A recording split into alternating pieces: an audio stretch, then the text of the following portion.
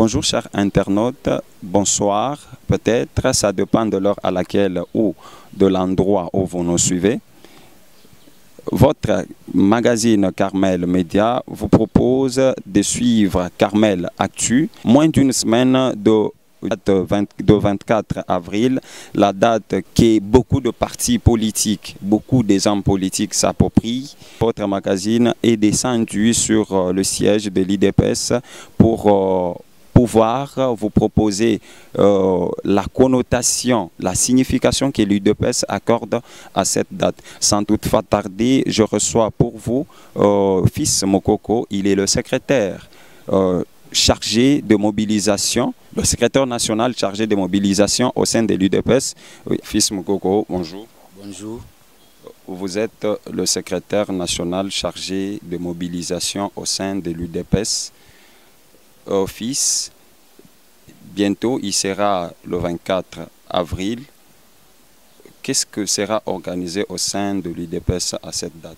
Ouais, le 24 avril, c'est une date historique où le président Tshisekedi, qui est derrière moi, avait fait pression avec les 13 parlementaires à M. Mobutu, et M. Mobutu avait démocratisé le Congo. Ce n'était pas de manière voulue par les maréchals.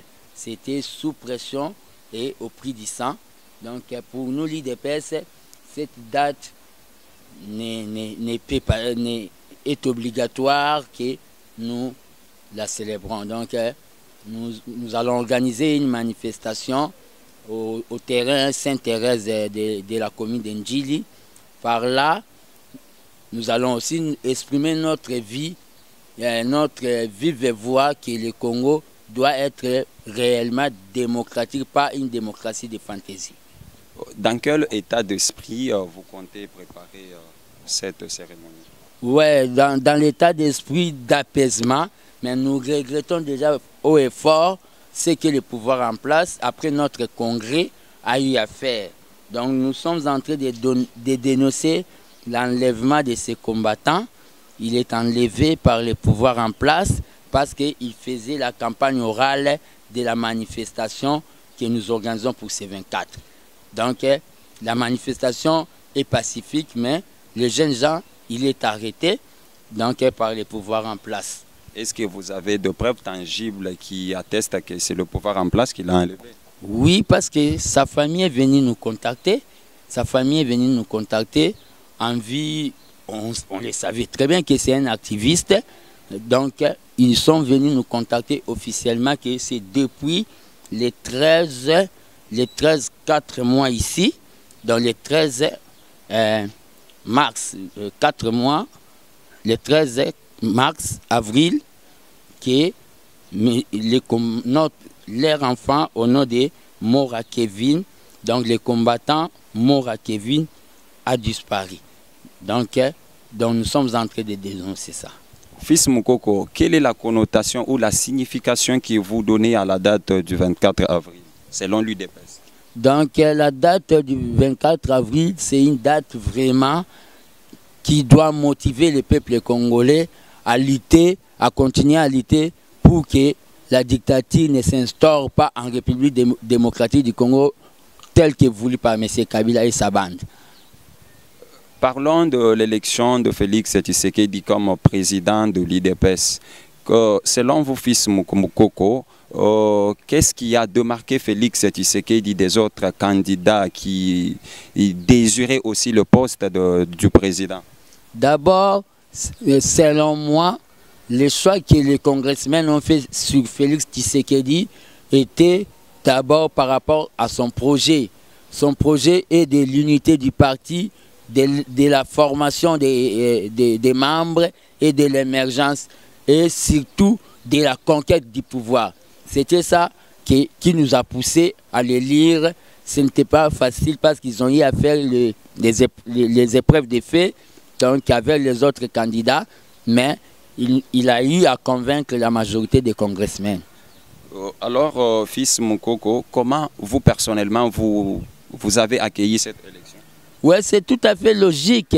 La voix du peuple, c'est la voix de Dieu. Donc à ce moment ici, Félix travaillera avec la base de l'UDPS, envie de conquérir les pouvoirs dans les élections que nous attendons cette année, en 2018. Alors que diriez-vous de ceux qui pensent que c'est le père part et le fils remplace? Que direz-vous de ce genre? Bon, ces gens, ce sont des gens qui ont l'habitude de dire des choses. Si c'était de la sorte, ça serait automatique. Mais ça a pris du temps quand même. Ça a pris du temps. Je ne crois pas que c'est Jean-Marie Le Pen. Marie Le Pen a pris du temps comme Félix a eu à apprendre. Donc, c'est ça vraiment le problème. Félix, c'est un combattant que je connais son histoire dans l'UDPS, dont on n'a pas fait de complaisance. Ce n'est pas peut-être une dynastie comme pensent les autres? Non.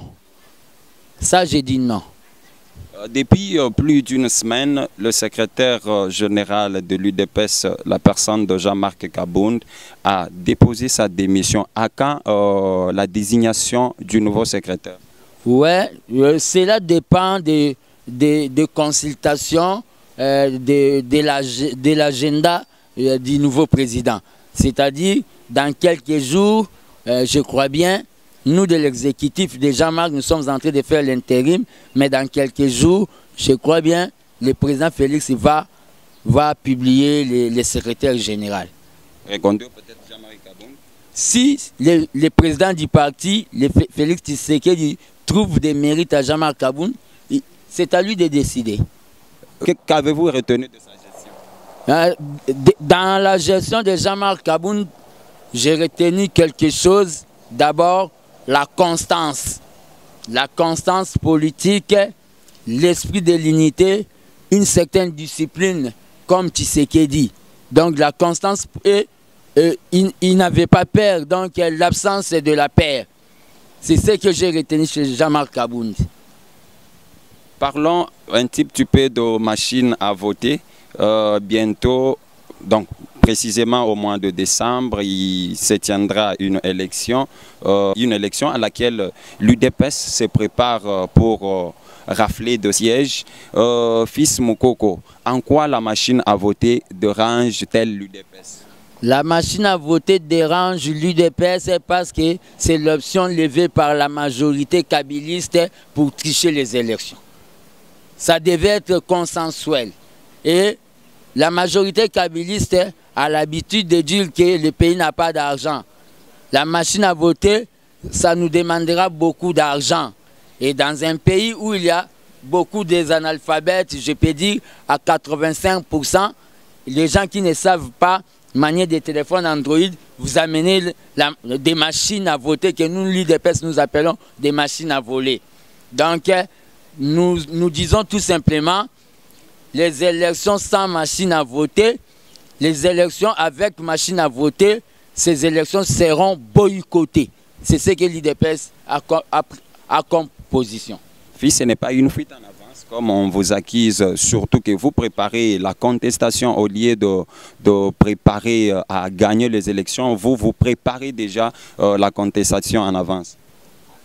Ce n'est pas une fuite en avance, c'est une dénonciation que nous sommes en train déjà de faire à ce moment ici. Mais ça deviendra beaucoup plus forte si Nanga, qui est un lieutenant de M. Kabila, insiste avec leur machine à voler là.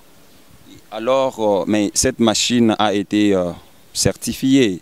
Comment vous persistez, vous signez que la machine, c'est une machine à voler, or c'est une machine à voter? Certifiée par qui?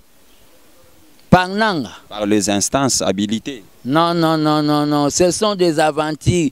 Ils vont vous montrer des machines qui sont normales, mais vous ne comprendrez pas la nuit. Ils vont faire entrer des conteneurs, des machines qu'on a déjà mis les députés de Kabila majoritaires. Nous ne sommes pas des petits-enfants, nous ne sommes pas en 1960. Fils Moukoko, merci.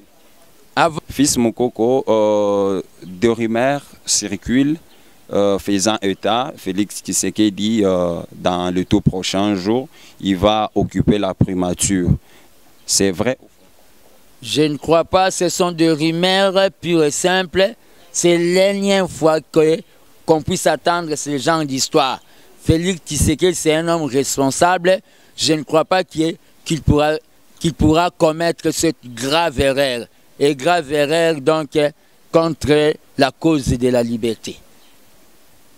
Donc le dernier mot que je peux dire, c'est tout simplement, nous sommes en train de dire que le combattant Mora Kevin de l'UDPS depuis le 13 a disparu.